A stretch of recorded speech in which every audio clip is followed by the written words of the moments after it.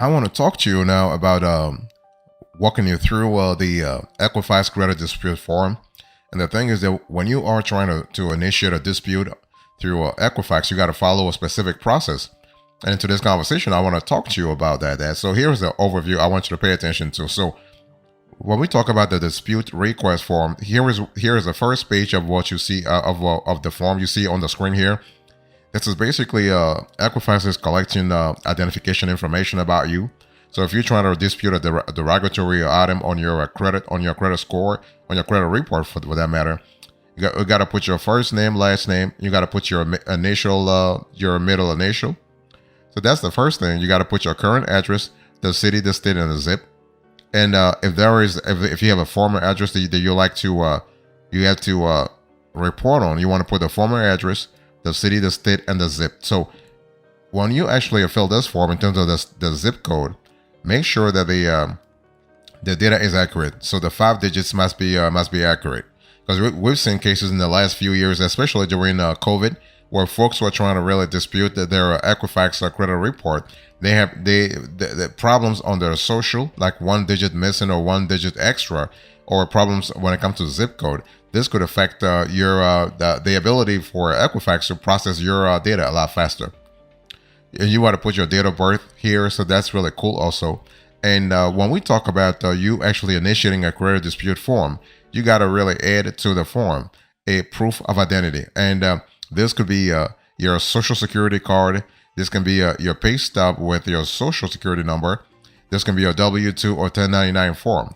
And what we actually advise our viewers and business clients to do is to actually have all three. I mean, the more the better. Of course, you do not want to actually send your social security number card right away. You can actually print it. You can print it out. I mean, you can actually print a mark of those of that identity, those identity marks, and just add it. So that's for proof of identity. You also have a proof of address. As you see on the screen here, they want you to really choose one. So driver's license or state identification card, rental lease agreement, house deed, pay stub with address, or utility or phone bill, gas, electric, water, and cable. So you gotta have 1 or 2 or 3. I mean, what we tell again our clients is that you want to actually have all 4, especially if you're trying to really dispute a very major inaccuracy on your credit report, on your Equifax credit report. You want to add as much as the information here, and you want to send all the info to Equifax Information Services, PO Box 740256, Atlanta, Georgia 30374.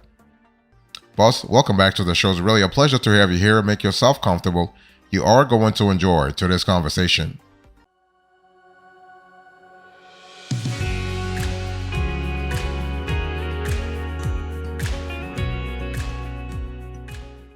The next form I want you to look at is basically a form that addresses fraud or identity theft. If you are a victim of such a negative circumstance, you want to fill out that form. You want to fill out this part, okay? So we are speaking here about, you actually, again, you want to report your date of birth, of course. And if the date of birth is actually incorrect, you have to put the information there. You want to put your phone number. You want to put your social, okay? And so if you are having employers, also you want to have it. You want to have that. So, and again, you want to really report if you are having a fraud or identity theft victim, because this actually accelerates the process with Equifax. They will actually they will look at your file a lot faster. Now, how does the whole credit dispute work with? How does it work with Equifax? Well, first of all, you want to check your Equifax credit report. That's so important. So you want to check your Equifax credit report so you can spot information that may be inaccurate or incomplete. So we are speaking about inaccuracy or incompleteness, okay? And you want to actually file a dispute for free. The dispute form that I just showed you earlier, that form is free. You don't have to actually pay anybody to actually initiate a dispute with Equifax. And you can file a dispute. And what happened here is that Equifax will look into the whole situation right away. And so the results that you can actually get once you send the form to them, they will actually complete everything within 30 days. So they will investigate. They'll look at their files. They'll actually contact the data provider, the lender, the credit card issuer, or what have you, and they will actually will agree with you or disagree with you within 30 days. Okay. And once actually you have the results, you have updates to your credit report as soon as possible. So within 30 days, your credit reports will be updated. So if they find that information on your credit report needs to be updated, they'll take care of it. Not a problem. So what you need to note is that you got to look at certain things when reviewing your credit report. So you got to look at things like personal information, such as your name, social. You have a license or former names, current and former addresses. Okay. You want to look at your account information, bankruptcies and accounts in collections, and inquiries, which actually basically may be inaccurate. Boss, I want to quickly remind you of today's topic. We are having a conversation about an Equifax credit dispute form walkthrough, so you have a clear idea what I'm speaking about.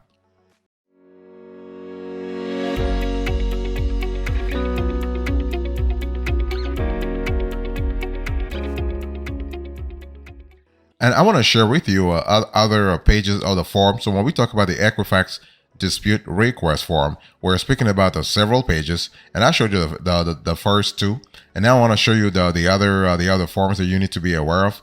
So you can see on the screen here that you have to input your credit account information. So when we talk about credit account information, we're talking about your credit card, your loan, your line of credit, and what have you. So you have to actually report all the important information about your credit account. So we are speaking about your company name, right? So the account number. So, and basically when we talk about the company name, we're speaking about the name of the credit of the data provider. So we're speaking about Discover, we're speaking about Bank of America, we're speaking about Capital One, or have you. And you got to put the account number and the inquiry date. And what we're talking about here is that when we talk about you actually providing a credit account information, you got to say why you think there is a problem, right? So you can say the account is not mine. The account is paid in full, even though it is reported on Equifax as still open. So that's a big red flag. And you can say, well, I've been mixed with another person. And this happens a lot when you have a pretty common first name and last name, like John Doe, for instance. And if the account is closed, if you are actually asking Equifax to remove an inquiry from your credit score, your credit report, if you're not liable for a specific debt, but the debt is showing actually on your data, you got to really report that as well. Because see, the thing is, this is affecting you. This is actually dragging your credit score down.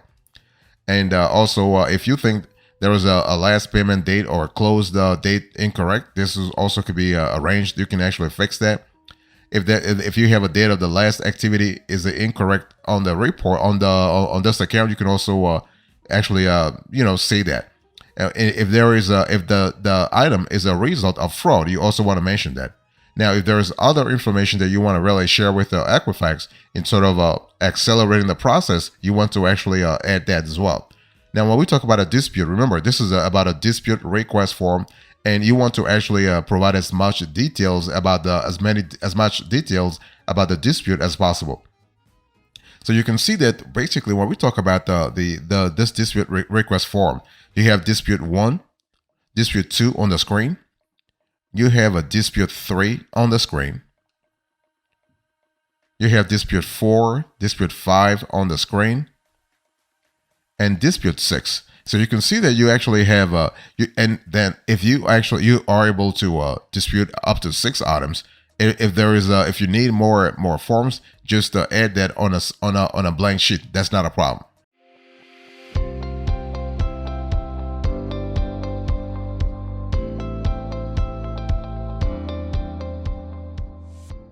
One thing I want to say is that when we talk about an Equifax credit dispute form, this is a pretty methodical way to actually remove a derogatory item off your credit report a lot faster. It's important to understand that they have 30 days. That's what I told you a little earlier. But those 30 days can be accelerated because if, for instance, you are applying for a mortgage or you're about to apply for a student loan or a car loan, and you want to actually have your credit score actually being impacted a lot faster, there's something called a credit score, like a rescore for your credit score. And this can happen a lot faster. And this can happen with your with the lender, or this can happen with your with the Equifax. So instead of 30 days, it can actually have like results within 1 day or within 7 days. Okay. Now, when you file a dispute, you'll need to provide some documentation, and what you will need actually depends on what information you may be disputing with Equifax. And so let me give you a few examples of the types of documents that Equifax may need from you to actually accelerate or even initiate their investigation. So when we talk about personal information, so if you're asking Equifax to fix something that relates to your personal information, you might want to provide a valid driver's license, a birth certificate, or a copy of a utility bill. As I said a little earlier, the more you provide, the better. If you're asking Equifax to actually fix something in terms of your account, so your account information, you can actually add, for instance, current bank statements with account information, letters from a lender showing an account has been corrected, and proof that an account was the result of identity theft. And this helps a lot if you have a police, like if you file a police if you file a report, a claim with law enforcement, to have a police report attached. Also, this will add an extra layer of credibility to your dispute claim. And if other information, so basically, Equifax might need from you a bankruptcy schedules or other court documents, student loan disability letters, or canceled checks. So, you want to provide as much info to Equifax to kind of help them accelerate the investigation. Boss, I want to quickly remind you of today's topic. We are having a conversation about Equifax credit dispute form. This is a walkthrough of the form, so you have a clear idea of what to do if you ever have to initiate such a process.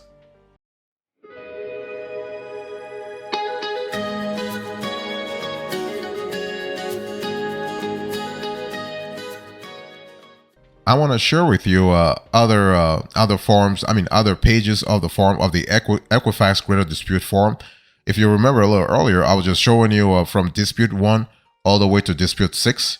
Now I want to show you from dispute 7 all the way to dispute 12. Now, why am I showing you this? Because basically, when you are trying to initiate an Equifax credit dispute form, it's better to actually do things in a wholesale fashion as opposed to having things in a piecemeal.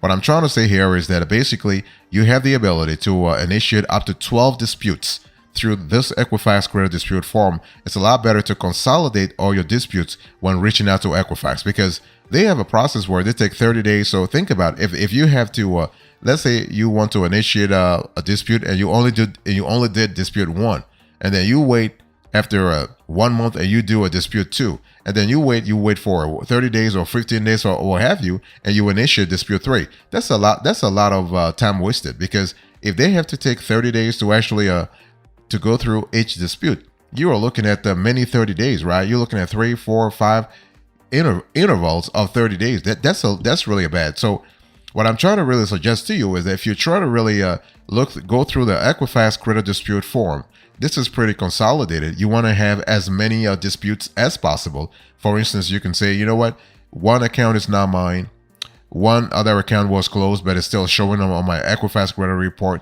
I'm not liable for this debt, or the date of last activity was incorrect. So you can see that every dispute is pretty particular, right? And what you want to do is you want to check the box to sort of direct Equifax to really focus their investigation. So if you actually are filing everything in a consolidated fashion, you are able to have Equifax actually during those 30 days of investigation actually fix all kinds of problems right away. And you want them to fix all kinds of problems at once, right? And that's what you want anyway. You want to actually insert efficiency in the process, so that when Equifax actually gets back to you, you know that they have fixed things once and for all. So that's the kind of situation you want to be in.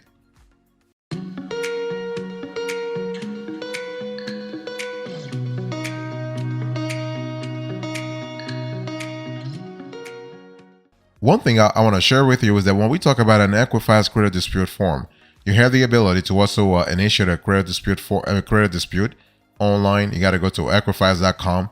So the form that I just showed you, that's actually the form that allows you to file paper-wise, right? So you send this to the Atlanta, Georgia PO box. But if you want to actually do things electronically, you have to actually make sure that you actually are following certain procedures. So first, when you actually go to Equifax.com and you click initiate a credit dispute, they will send you a confirmation code. So you will receive a 10-digit confirmation code for future reference, whether you file electronically or paper-wise. Now you actually want to keep this really closed. I mean, you want to keep this in the right area, because you may check your status anytime within your My Equifax account. So, because what happens here is that whether you file electronically or paper-wise, you have the ability to actually create a My Equifax account so that you are able to know exactly what's happening. Now, you have the ability through the reference code, the 10-digit reference code that I just told you about, you can investigate your dispute. So when reviewing your dispute, if Equifax is able to make changes to your credit report based on the information you provided, you actually can see it ASAP. Okay. Otherwise, basically, Equifax will have to go back to the data furnisher to actually validate your claims. In other words, they want to make sure that what you're saying is actually true. And they actually do this all the time because they want to make sure they are actually on the right side of the equation here. So just want to recap here. You have the ability to start a dispute. So submit a dispute electronically and then wait. Okay, you can check the status of your dispute after you submit. Another way to actually protect yourself, I mean, if you are trying to really sort of fend off some derogatory items off your credit score or your credit report, you have the ability to freeze your credit report, right, through Equifax, because this will actually, let's say you are actually you are in the military, you got engaged in the military, you are going to go overseas for a month, or you just want to have some kind of a quietness on your credit for a while. You have the ability to initiate a security freeze. So placing, temporarily lifting or removing a security freeze is kind of free through Equifax. And the process is really straightforward. So basically, step number one, you place a credit freeze on your Equifax credit report. Your security freeze restricts access to your Equifax credit report for the purposes of extending credit in your name. And when you want to apply for credit, you can temporarily or permanently remove your security freeze. So Equifax is kind of giving you, all kinds of possibility here. And you also have the ability to have a fraud and active duty alerts. So that's what I was just telling you a little earlier. If you are a service member and you want to have an active duty alert, that's fine too. Or you can just initiate a fraud alert. So let lenders know that you may be a victim of fraud or you are on active military duty. So they are encouraged to take extra steps to verify your identity before granting no credit. So placing a fraud alert or active duty alert is free with Equifax. So that's really important. So think about that. Again, this could really save you tons of money, also tons of anxiety. So basically, you want to choose the alert that's right for you. So this can be initial, extended, or active duty military. And depending on the alert type, if someone tries to get credit in your name, the creditor or lender may contact you. And if you are contacted by a creditor or lender, you want to confirm whether or not you made the request to get credit. So that's really cool.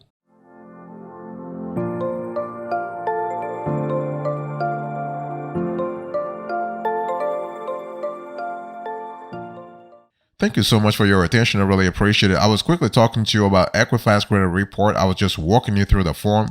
I gave you the overview. And so we spoke about free credit reports through Equifax. We're talking about security freeze and fraud and active duty alerts. That's really cool. Thank you so much. God bless you. I'll see you next time. Until then, remember, stay marvelous.